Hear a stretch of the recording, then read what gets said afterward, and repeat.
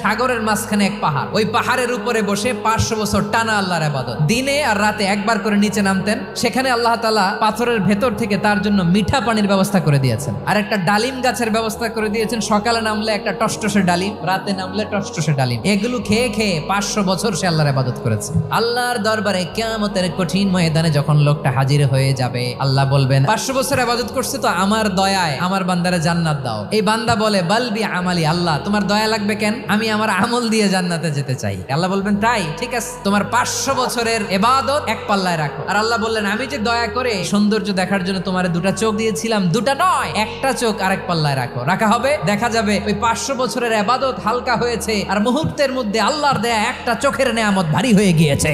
ফলাফল দেখো, হিসাব বলে তুমি এখন জাহান্নামে যাবা, যাও এবার জাহান্নামে যাও। এবার লোকটা কাচুমাচু করে বলে আল্লাহ এবার আমি বুঝতে পেরেছি তোমার দয়া ছাড়া দুনিয়ায় কেউ জান্নাতে যেতে পারবে না।